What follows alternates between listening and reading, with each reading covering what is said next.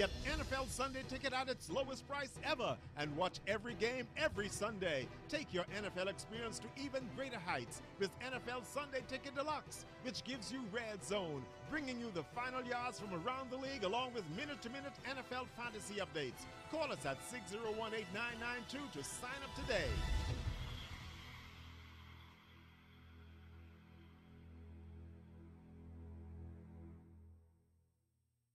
Tonight on NB12, police investigating the connection between 3 weekend murders. The National Security Minister weighs in on discipline in the Defense Force amidst allegations of abuse. The final gaming bill has been approved, but officials keeping quiet on what's in it, plus a sneak peek at the new Pompeii Museum. I'm Nikia DeVoe, and this is NB12.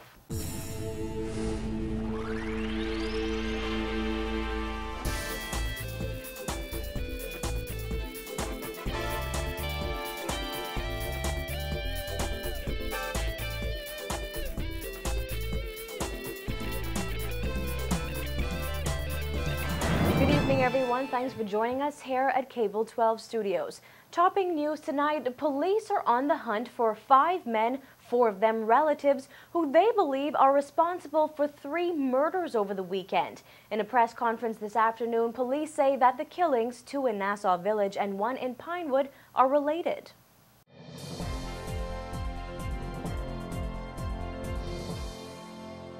We have taken several persons into custody as we follow significant leads, and we say thanks to the members of the public so far. However, there are several other persons that we seek who we believe are connected to this recent homicide. Rajesh Pinder was killed by 2 gunmen while parking his car in the driveway of his William Street residence Friday night. Robert McIntosh was killed during a drive-by shooting on Ashley Close Saturday night. And Gwyneth Duncombe is the woman who was shot to death while riding in the backseat of a Honda in Pinewood Gardens Saturday afternoon. ASP Ferguson is asking for members of the public to assist police in getting these men who they want to question in connection with these murders off of the streets. The first person is Hans Neely. He lives number 1754 Avocado Street, Pinewood Gardens.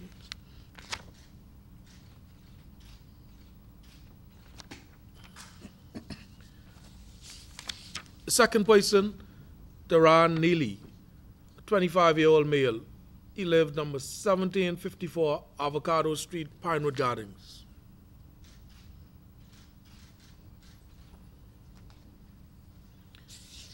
The third person, Aaron Neely. He lived number 1754 Avocado Street, Pinewood Gardens.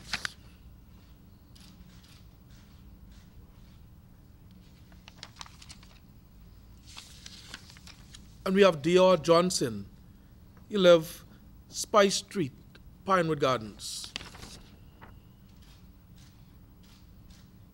Pinewood Gardens and Nassau Village are areas that have been plagued with gang violence in recent months. However, killings in those areas appeared to slow down after a series of police raids and arrests following the murder of alleged gang leader Julian Heads Colley back in May. When asked if the weekend murders are gang-related, ASP Ferguson said this. There are some persons in our communities who we are not happy with the behavior, and we make an appeal to persons who are connected to them, whether that be family members, whether it be friends, to encourage these persons to learn how to conduct themselves in a civilized society. And persons who have information of persons who are operating outside the scope of the law to make a report to the police so we can take those people out of society and place them before the courts.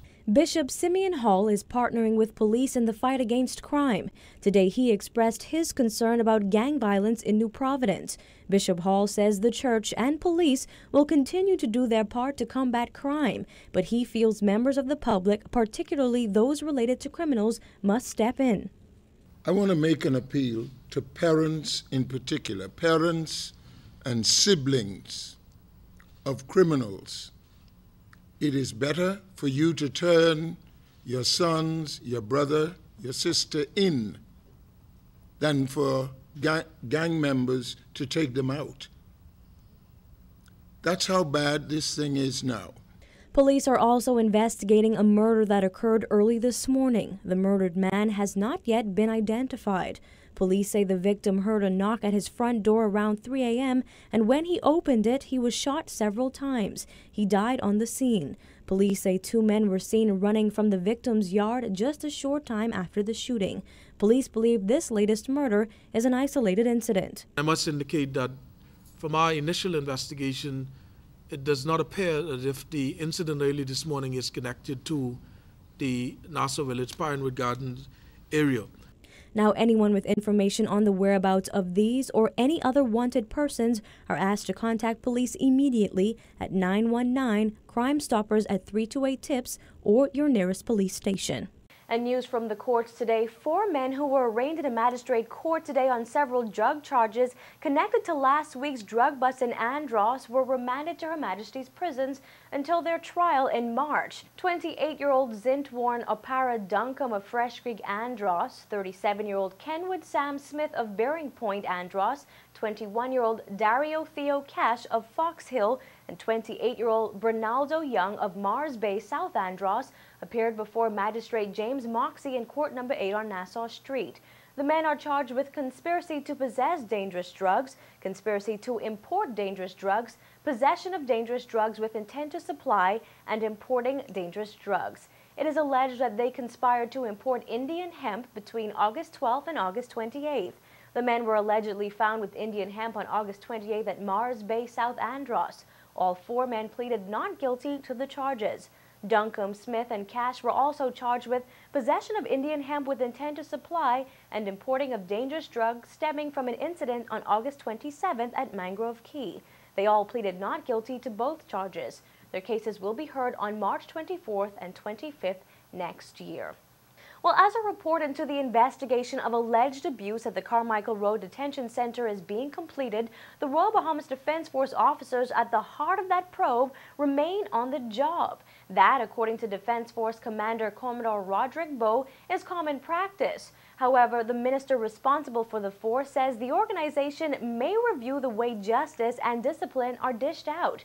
Christina McNeil has more in this report. I think that they were looking at matters of organization and some matters related to how discipline can be properly invoked.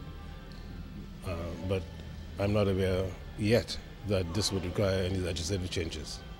Last week, Miami-based protest group Democracy Movement called for action to be taken against those who it claims committed the alleged acts.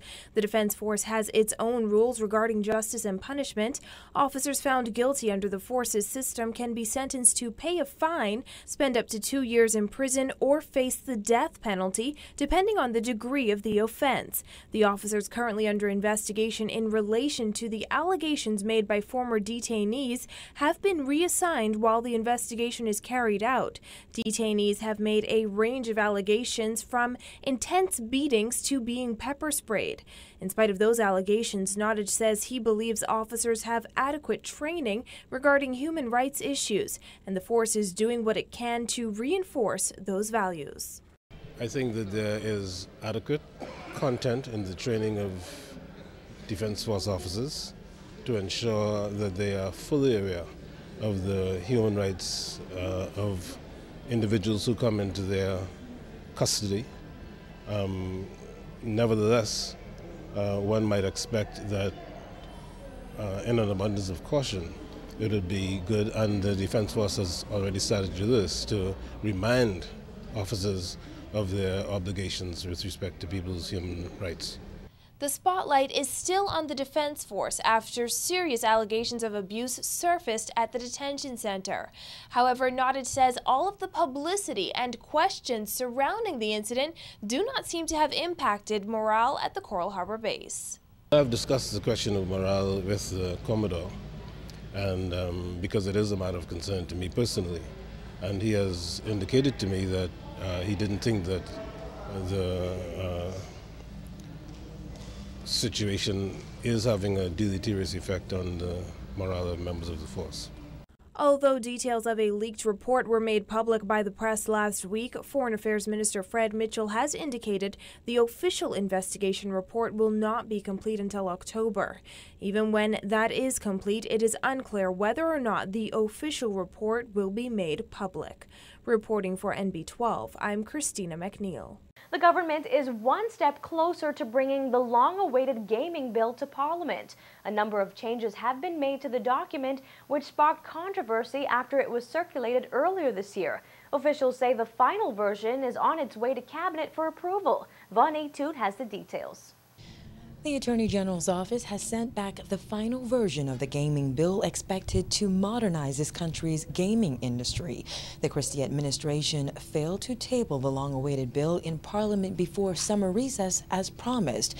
However, Tourism Minister Obi Wilshcombe says he expects it to happen shortly after the House of Assembly reconvenes next month. We have to move quickly because all the entities, including the Bahama, Atlantis, Grand Bahama, Bimini, we're all looking to get the sports betting and everything up and going, the mobile betting, to put in place the opportunities to be competitive, more competitive than we've been. So we hopefully just after the summer break will bring the legislation to Parliament. The Attorney General has already sent back the final version, we hope, and we'll look at it at Cabinet, and once it's approved, it'll get back to the House of Assembly for passage.